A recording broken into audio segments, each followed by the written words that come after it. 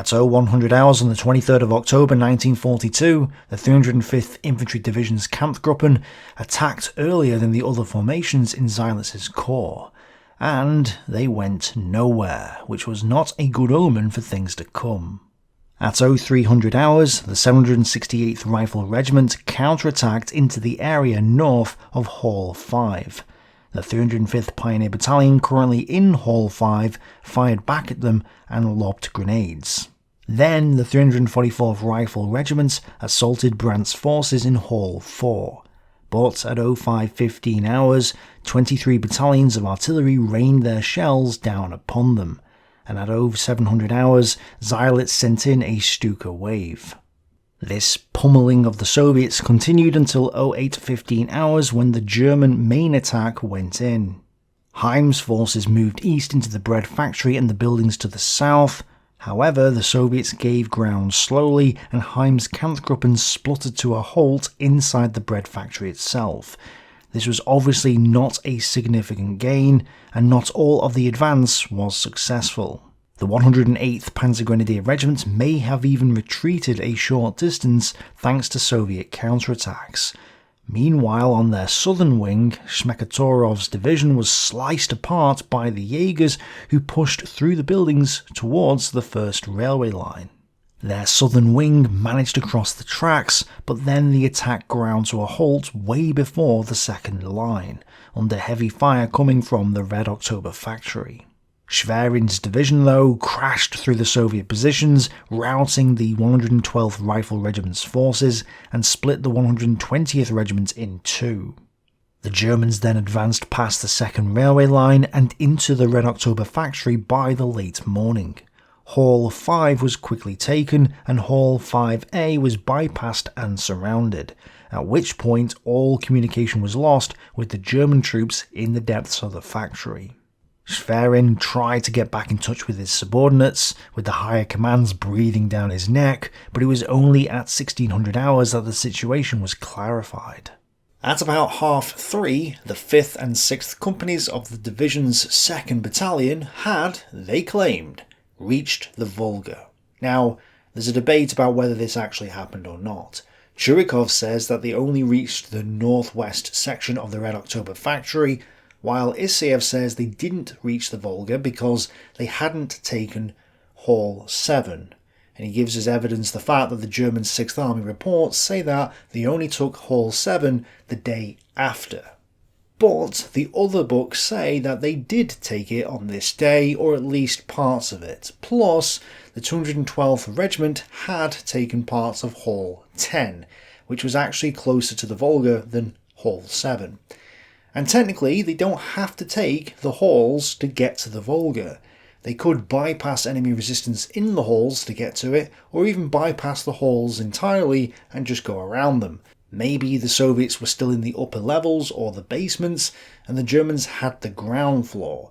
Or maybe they did take Hall 7 on this day, lost it overnight, and regained it on the next day. There's several possibilities here. So I suspect that they did actually reach it, even if there's some dispute over whether or not they had possession of Halls 7 or 10. And this just goes to show how local and confused the fighting was in Stalingrad at this time. You know, it's funny how we're trying to figure out what actually happened in a couple of buildings next to a river. Like, that's how local and minuscule the fighting had become. But anyway, the small group that had reached the Volga were then quickly reinforced by elements from the 212th Infantry Regiment, which had taken Halls 8 and 9 and was struggling for Hall 10. Once the Germans were in this position, they needed help in clearing out Soviet stragglers inside the factory, and the only unit that they had in reserve was the Croatian Legion. So, after Rolf was sent on sick leave, the battalion entered the buildings that they had dreaded for weeks, and then saw their morale drop to zero as they stumbled over mines and resistance nests outside the factory, let alone inside it. To the north, the 305th Infantry Division attacked once more into the barricaded factory, as well as the area north of there. They were supported by Kampfgruppe Bilo and the 24th Panzer Division's Artillery Regiment, but low-flying clouds prevented any more Stuka strikes after 10:30 hours. The fighting raged for Hall 4, with attack and counterattack going in, with Kampfgruppe Brandt not in possession of it by the end of the day. Paulus was then informed, as he visited the division's commander, that the division was so depleted that it was no longer capable of mounting an attack. Thus, by the end of the day, Paulus and Seilitz's forces hadn't gone far. Arguably they had reached the Volga, so 62nd Army was now split into three, with Group Gorokov in the north as well. Chuikov also believed that his army had suffered 60% losses for the day's action and had no reserves to send into the line. Somewhat confirming this assessment, the 193rd Rifle Division's 2 regiments had lost as much as 70% of their strength in their action against the 54th Jaeger Regiment. The problem, though, was that the German victory in the Red October factory had also come at a heavy cost to the 79th Infantry Division. They had lost 83 officers and men killed, 364 wounded, and 1 missing in the day's action. A heavy toll considering that the division was weak before it had even started. Worse, Soviet stragglers continued to resist inside the area the Germans had supposedly taken, causing them to shift forces inwards to deal with the resistance. A bitter fight still raged for Hall 10, and they couldn't even advance into Hall 4 because of heavy fire. So yes, the city of Stalingrad remained a battleground and had been since September 1942, with the campaign itself starting in July. But events were playing out on an entirely different continent, which would indirectly affect the Battle of Stalingrad later on. At 21:40 hours local Egyptian time on the 23rd of October, almost 1,000 guns opened up on the German positions, the largest artillery barrage the British Army had conducted since the First World War. The Second Battle of El Alamein had begun. Meanwhile, unbeknownst to the Germans, ship convoys from ports in Britain and the United States were already sweeping towards the North African coast, having set off the day before. Operation Torch was underway, and time was running out for the Axis. Back in Stalingrad on the 24th of October, Group Gorokov launched an attack with around 450 men, and recaptured the prison building by about 0500 hours. However, the 94th Infantry Division then retook the building later in the day, with this little action alone costing 314 casualties for the Soviet side and 175 for the German. And at 0300 hours further south, the 208th and 212th Regiments attacked the Red October Factory's admin building, Hall 5A. Despite numerous Soviet counterattacks, they captured the area by the mid-morning. Hall 7 fell as well, then the second phase of the attack went in, and the 208th Infantry Regiment managed to take the western half of Hall 4, plus the southern sections of Halls 1 and 2. But Guriev sent in his reserve 117th Regiment to counterattack, wiping out the German forces at the Volga. Meanwhile, the 212th Infantry Regiment struggled with the Soviet 112th Rifle Regiment in the southern halls, all the while being battered by artillery fire coming from across the Volga, which was directed by Soviet spotters on Mamayev Kurgan. Though not mentioned in the German reports, the Croatian battalion was attacked at the railway line, and it appears that the 3rd Company was hit hard. Suffering from low morale, the men panicked and fled. 33 Croatians in the company alone went missing, and the battalion fell back. If they kept retreating, the 79th Infantry Division would be cut off, so it was a fragile situation. But it appears that the Croatians counterattacked with support from other units, and the line was re-established. Heim's forces basically went nowhere, with the bread factory still mostly in Soviet hands. The Jaegers only advanced slightly as well. However, Heim's men did advance between the 308th and 193rd Rifle Divisions and rolled into Gurtev's headquarters. Gurtev himself was forced to flee and hide in the rubble of the barricaded factory. In response to a direct order from Chuikov, General Smekatorov, commander of 193rd Rifle Division, assembled a small group of 10 submachine gunners and personally led them on a foray to find and rescue Gurtev. Smekatorov succeeded in his effort and, together with Ludnikov, organised counterattacks that managed to contain 14th Panzer Division's advance. Yes, you know it's getting desperate when Soviet generals are having to personally lead a squad of 10 men into battle. Still, the Soviet line held, and Heim reported to Zilitz that there was no chance of them advancing any further without reinforcements, since his division only had 750 infantrymen left. In fact, there were just 40 men left in the 103rd Panzer Grenadier Regiment, and 11 panzers in the whole of the division, 2 of them being Panzer IIs. The 305th Infantry Division, meanwhile, did advance. Yes, it took Hall 6B, using assault teams armed with ample amounts of grenades, and then stormed the administration building of the factory, brutally wiping out the Soviets in the cellars with flamethrowers and demolition teams. The Germans then advanced into Hall 4, the largest, and finally managed to capture it in less time than it took to clear Hall 6. Konovalenko's 344th Regiment was obliterated in the battle for the pair of work halls. Its strength the previous evening was 413 men, now the regiment numbered just 166. The 305th Infantry Division, on the other hand, lost 3 killed and 59 men wounded. This was light compared to the Soviets. Still, for one German soldier at least, the day would be a memorable one. On October 24th, Lieutenant Wilhelm Kreiser of the 100th Jaeger Division celebrated his 26th birthday. While he sat in a chair, a Russian tank fired a shell that went between his legs and on into the next room. Unhurt, Kreiser stayed low the rest of the day. In addition to 14th Panzer Division's 11 tanks, 24th Panzer was also down to just 11 tanks, and the 244th and 245th Assault Gun Battalions had a combined 7 assault guns remaining.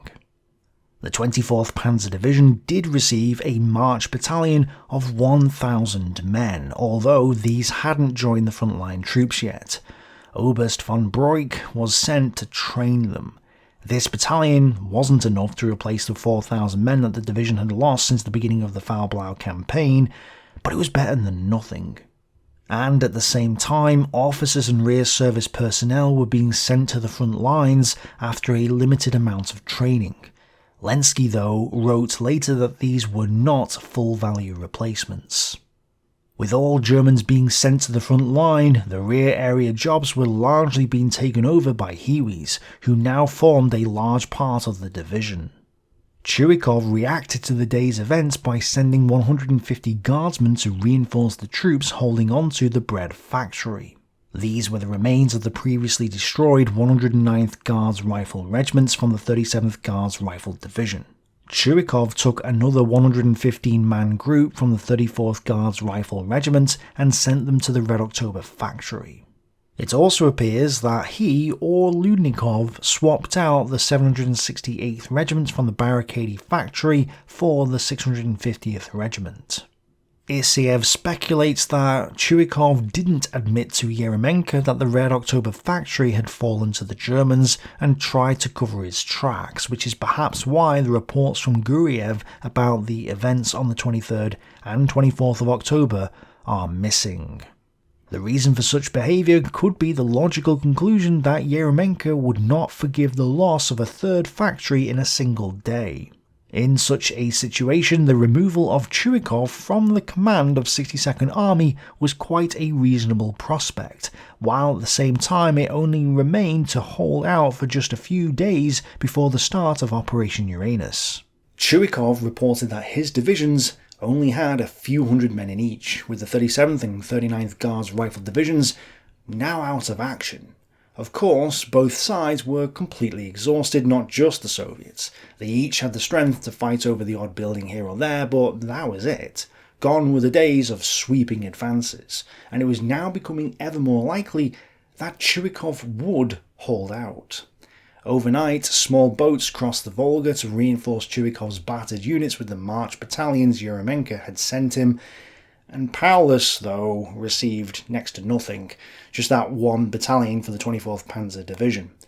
Regardless, he ordered Seydlitz to continue the attack the next day, and Seydlitz complied. Would they be able to throw the Soviets into the Volga? Let's find out. On the 25th of October, Zverin's 79th Infantry Division reorganised its forces in order to resume its assaults on the halls of the Red October factory. The Croatian Legion moved to the southern part of the factory and relieved the 212th Infantry Regiment, which formed into Kampfgruppe Wolf. Orders were then passed down to shoot and kill every civilian they spotted. The cold rationale was based on observations of Russian civilians, particularly teenagers, hauling boxes of ammunition to Red Army soldiers. By aiding combatants, they had become legitimate targets. Kampfgruppe Wolf attempted to seize the rest of Hall 4, but the 120th Guards Rifle Regiment ambushed them from the ovens and drainage ditches located inside the hall, so the German attack was blunted. The Soviets also launched attacks from the oil cisterns towards Hall 8. Now, they don't appear to have gotten far, if at all, but they may have infiltrated the Croatian lines for a while, with the odd squad or so entering some of the other halls. Worse, by the end of the day, Halls 1 and 2 were seized by the Soviets, and Hall 4 remained contested. To the north, 14th Panzer Division and 54th Jaeger Regiment attacked again, taking one building in the bread factory and a few meters elsewhere. Otherwise, Gertev's force of 200 riflemen managed to hold the line. Gunjager's regiment surprised the Germans in Hall 6A, blasting down an entire section of the wall, and took advantage of the confusion to assault the German lines. The Germans, however, regained cohesion, and the 305th Pioneer Battalion retook it later on, although one man was killed and another 4 wounded just for this one building. Otherwise, the 305th Infantry Division spent the day mopping up Soviet resistance inside the factory for the total loss of 13 dead, 38 wounded, and 1 man missing. So yes, the fighting in the central part of the city remained a stalemate, but Paulus had also ordered that Group Gorokov be attacked once again. By this point, the 276th Infantry Regiment had marched up from the south and took up positions next to the other regiments of 94th Infantry Division. Now the 276th and 267th Regiments attacked along the northern bank of the Mechetka River, with 16th Panzer Jaeger Battalion on their left. Most of Spartanovka fell to the Germans, and it seemed that Group Gorokov's days were numbered. On the night of 25th of October, a whole section of 124th Special Brigade, formerly workers at Stalingrad Tractor Works, set out to cross over to the Germans. Only a single sentry had been against the idea, but he had agreed to join them when threatened. Out in no man's land, the sentry pretended that he had a problem with a foot cloth and stopped. He took the opportunity to escape from the others and ran back to the Russian lines. The deserters fired after him, but without success. The sentry, Soldier D, reached his regiment safely, but was then arrested and court-martialed for not taking decisive measures to inform his commanders of the forthcoming crime and preventing the traitors from deserting. Outside the city, the 4th Kotlebane offensive continued to grind itself to dust against the German positions, achieving little for the sacrifice. But there was some good news. To the south, Shumilov had finally got his forces ready to attack. He had originally been ordered to attack on the 23rd, but was delayed until the 25th, and so sent his forces into battle now. The German 371st Infantry Division was the central target, with the 297th Infantry Division nearby, and the possibility that the 29th Motorized Division would be drawn into the conflict too. After the attack, the 64th Army reported that they had struck into Kuporoznoye on the first day before being halted. This wasn't entirely true. They would reach the village on the 27th and take the southern part of it, so I may as well show you that advance now, But it wasn't on the first day that they did this. Also, they claim that the Germans sent in a lot of reserves, and that's why they didn't go anywhere after that. However, this isn't true at all. The 371st Infantry Division had moved its 669th Infantry Regiment to block the Soviet advance, which was then reinforced by one battalion from the 523rd Regiment of the 297th Infantry Division. But no, Shumilov hadn't drawn German reserves away from Stalingrad, and his men had suffered heavy losses as well. Back north on the 26th of October, the final attacks went in against the German 8th Army and 14th Panzer Corps. The Soviets had barely moved anywhere over the previous few days, and the attack was so poor that the OKW didn't even mention the attacks after the 23rd of October. Rokossovsky knew that any more attacks would be useless, and so, with the Stavka's permission, ended the attack. The 4th Kotlebane was over, and Glan summarises the entire affair. As futile as they were, the assaults by Rokossovsky's 24th and 66th armies were designed to prevent 14th Panzer Corps from transferring any additional forces southward to participate in the fighting in Stalingrad's factory district. However, given the reduced strength of 3rd and 60th Motorised Division's forces defending the corridor north of the city, neither of them could have provided significant reinforcements to Zaylitz's 51st Corps. In this sense, then, Rokossovsky's attacks were useless and costly gestures. Therefore, it's probably a good time to assess all 4 of the Kotlebane offensives and ask, were they worth it, or were they a complete waste? Not including the 26th of October, so just the period from the 20th to the 25th, the 66th Army alone lost 15,080 casualties during the 4th Kotlebane offensive, and the 24th Army had lost more besides. The 1st Kotlebane offensive resulted in about 88,000 casualties, the 2nd incurred another 80,000, and I don't have the figures for the 3rd Kotlebane, but it must have been somewhere in the region of 20,000 at least. So the total number of Soviet casualties was probably at least 210,000 men for all 4 Kotlebane offensives, not including the Kotlebane counteroffensive which came before the others. This was not far from the roughly 289,000 men that would later be trapped in the Stalingrad pocket. Arguably, the Kotlebane counteroffensive and all 4 of the Kotlebane offensives were sent in before the Soviets were ready to launch them. They were also attacking across open ground against veteran German formations which were dug into fortified positions and had total air superiority. It's no wonder that historians have gone ahead and blamed Zhukov and or Stalin for just wasting their men in futile missions like these. However, there is a counter to this view. The Kotlebane counter-offensive attacked the Germans just after they had reached the Volga and succeeded in cutting them off for a short period, and arguably prevented a Panzer Corps from entering the city. Yes, the first Kotlebane offensive was launched before it was ready, but it should be clear from watching this series that the desperate situation compelled the Soviets to attack in that case. They felt like they had to attack because they had to delay the Axis advance on Stalingrad. Essentially, they were reacting to the events and believed if they didn't take the pressure off the 62nd Army, then Stalingrad would fall. So this was a conscious decision. They knew they were leading their sheep to the wolves, but they had to do so because they felt that they had no choice. The cost, of course, was 88,000 casualties. And while it is tempting to blame Zhukov or Stalin for being over-eager in wanting the attacks in the first place, within the proper context, we can understand why Stalin and his generals did what they did. They didn't just send these attacks in before they were ready because they just wanted to callously waste the lives of their men. They did it because they thought a delay would cost them the city of Stalingrad. And the same rationale applies to the 2nd, 3rd and arguably the 4th Kotlebane offensives, although as time progressed it becomes obvious to us, at least in hindsight, that they weren't really helping Chuikov out much if at all.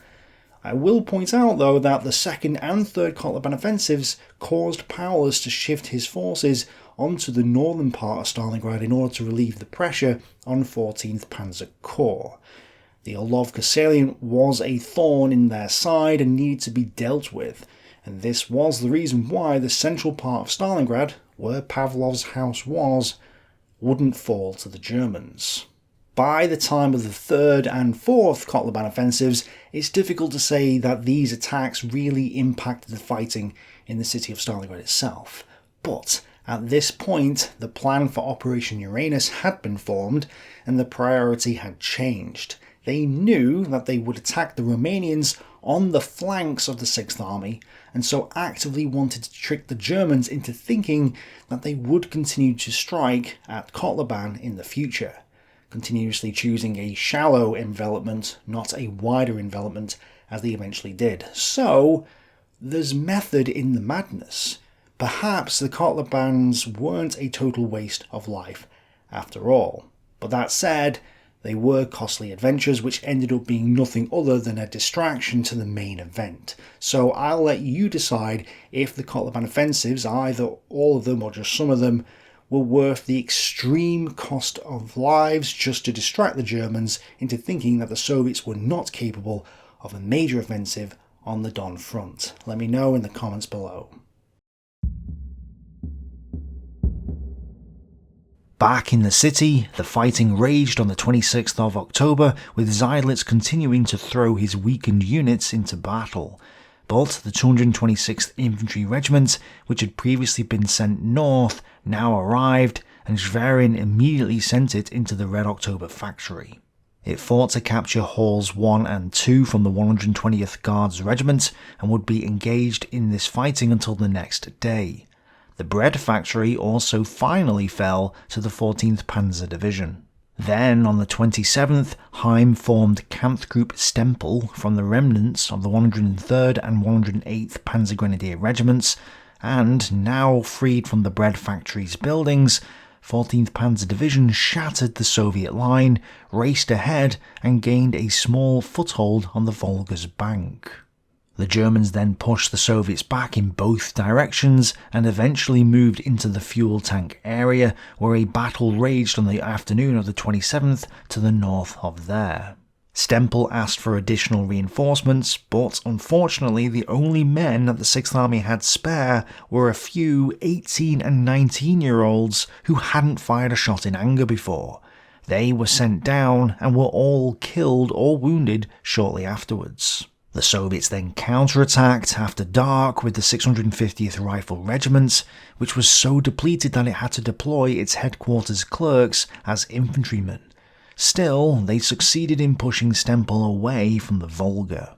Chirikov was desperate at this point and so decided to organise a counterattack with a dozen staff officers and rear service personnel, plus 30 soldiers discharged from the medical centres, reinforced by 3 broken down tanks that they'd managed to repair, and he threw this force between Smekatorov's and Guriev's divisions. According to Chirikov, they took out 3 German panzers and some trenches, but this seems a bit too fantastical to be true. More likely, this force achieved a small local success, if it even happened at all. Further south, the 226th Infantry Regiment finally managed to take Halls 1 and 2 after 2 days of bitter combat, but they were still engaged in Hall 4, which simply refused to give in despite the use of Stukas, artillery, mortars, rockets, and flamethrowers. The large furnaces had thick walls and couldn't be destroyed by bombs or shells, making them perfect defensive positions. The Croatians, meanwhile, were attacked over and over, with the Soviets breaking through their positions and entering Hall 10. The flank of buildings 9 and 7 lay open, and it was important that the Croatians retake it, so one legionary counterattacked on his own, blunting the Soviet advance. The Croatians then sealed the gap, but Hall 10 remained in Soviet hands. The Soviets were so close that they were throwing grenades and Molotov cocktails into the Croatian trenches, and the Germans meanwhile lost Halls 8A, 8 and most of Hall 9. But later that evening, the 212th Infantry Regiment managed to retake Hall 8, and might have retaken the other 2 halls as well, although it's not clear. Meanwhile, at the headquarters of the 376th Infantry Division, Paulus and Schmidt, his chief of staff, were listening to the reports of an intelligence officer, Lieutenant Karl Osterhilt. After weeks of studying the data gathered from prisoners, observation planes, radio intercepts and more, Osterhilt had some startling news. We have seen a large number of men and material concentrated in the region of Kletskaya. This is an enemy attack army, armed to the teeth and of considerable size. We have information about the units, their armaments, where they came from, up to the names of their commanders. We also know their attack plans, which extend to the Black Sea. According to Craig, Paulus departed, promising to ask for more reserves to bolster the Don front. But the general impression is that Paulus wasn't concerned at all by the threat of an attack. This contrasts nicely with Colonel Adams' account, where he makes it clear that Paulus knew what was going on. Apparently, they stood in front of a large map of the region displaying the positions of the troops, and General Paulus put one hand on the northern mass of enemy troops, the other on the southern, and then he pushed his hands together as if shutting a trap. What lay inside the trap, what was cut off by the arms of the trap, was us, our 6th Army. Paulus apparently said, Stalingrad could become the 6th Army's Cannae. So, which is it? Does Paulus know what was about to happen, but was powerless to persuade Hitler of the danger, as Adams suggests? Or is it that Paulus had no clue what was about to happen because he dismissed his intelligence reports, as Craig suggests? Clearly it can't be both. Apparently, the Romanian general Dumitrescu had also recognised the Soviet build-up, and his assessment had been forwarded to Hitler, and if true, it seems incredibly unlikely that Paulus wouldn't have known about the issue. Paulus had previously requested that his troops be withdrawn from Stalingrad, and Adams says that he requested it again in November. More likely, if Lieutenant Karl Osterhilt had briefed Paulus on the situation, Paulus merely absorbed the information and proceeded to request more reinforcements. The reason he may not have reacted much to Osterhilt might be because he probably didn't want to show his anxiety about the situation to a junior officer. So that doesn't mean he didn't grasp the information or dismiss the reports, only that he was holding his cards close to his chest. But there was some good news for Chuikov. Because the Germans were just 400 metres from the landing stage, and because the last lifeline of the 62nd Army was threatened, Yeremenko finally decided that more reinforcements were needed. This time he sent Sokolov's 45th Rifle Division to Chuikov. The division had 6,400 men at this time, which was less than it should have had, and while Sokolov was a veteran, his men were green, and there weren't enough rifles available to equip the entire division. So, as usual, the rifles that they did have were only enough to equip a few battalions, which were then sent across the river that evening under a hail of machine guns, Stukas and artillery fire. Yes, the Soviets were, once again, sending their reinforcements into battle piecemeal. And this wasn't a smooth crossing. Airstrikes and artillery had destroyed the landing stages on the western bank, and when the first 2 battalions from the 45th Rifle Division reached the shore, they were sent to reinforce the 193rd Rifle Division. When these troops went into the attack, a brutal fight occurred in the area, but the German line held, and according to the 62nd Army's own report, by the end of the day, these 2 battalions had lost up to 70% of their personnel. 70% of 1,588 men is 1,112 men. So, 1,112 men were either killed, captured or wounded from 2 battalions on their first day of battle, leaving just 476 men left. However, Issaev says it was only the 1st Battalion of the regiment that lost 70% of its men, so maybe the 2nd Battalion didn't suffer quite as badly. Either way, it's no wonder that Chuikov also moved the 6th Company from the 1045th Rifle Regiment to reinforce the 895th Regiment's defences. Heavy losses aside, these moves managed to stall 14th Panzer Division on the 28th of October. The fighting continued elsewhere, with the Germans trying their best to clear out the Barricade and Red October factories. Ludnikov recorded 12 separate German assaults on the 28th, with infantry and Sturmgeschütz assault guns taking part in the action. Finally, the Barricade factory was cleared of Soviet resistance, and it fell into German hands. Heim's forces continued to strike the numerous units that the Soviets had thrown into the line between the two factories, with Heim slowly gaining ground. And the Croatians also had a spot of luck. They had found 15 of their missing soldiers, boosting their precariously low numbers, which were around 170 men in total for the entire battalion. By the 29th, the rest of Sokolov's division had finally arrived, and was ordered by Churikov to cross over the Volga and set up a defence between the two factories. A company of 5 KV-8 flamethrower tanks from Colonel Burdov's 235th Tank Brigade also crossed behind the 45th Rifle Division's regiments and helped Sokolov's men out. The Soviets reported that these KVs took out 3 enemy tanks in the vicinity of the Red October factory before the Germans brought up anti-tank guns, knocked out 1 KV, damaged another, and forced the remainder to withdraw. The Germans, though, only reported destroying 3 T-34s with their Stugs, so it's not clear what's going on here. And for reference, the 14th Panzer Division only had 9 operational tanks at this point, and the 2 Sturmgeschütz battalions were at 7 and 3 Stugs each. Anyway, the 79th Infantry Division attempted to take the entire Red October factory once more, and did manage to take Hall 8. Another small unit also advanced to the Volga before being quickly thrown back, and the Croatians retook Hall 10 despite being stretched thin and suffering from poor morale. In his book on the Croatian Legion, Jason DeMark describes how some of the men abandoned the lines, others hid from combat, and still more were stealing food. Yes, their morale was depleting rapidly, and someone was stealing their food.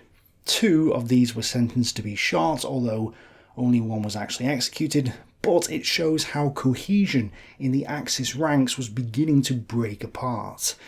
This is why I'm inclined to believe the previous German order to shoot civilians was being implemented. The 650th Rifle Regiment reportedly observed the Germans executing a 10 or 11-year-old boy on the 29th, and the Germans also used prisoners to collect their wounded in no man's land. Ludnikov also reported that the Germans used civilians as human shields in one attack in the factory area. So yes, the fighting seems to have gotten more brutal as it went on, and next time we'll hear another story about a silly waste of lives that occurred during the battle. Although from our perspective, it's an interesting tale that can only be described as epic in nature. So, we'll see what this epic natured battle is next time. Thanks for watching, bye for now.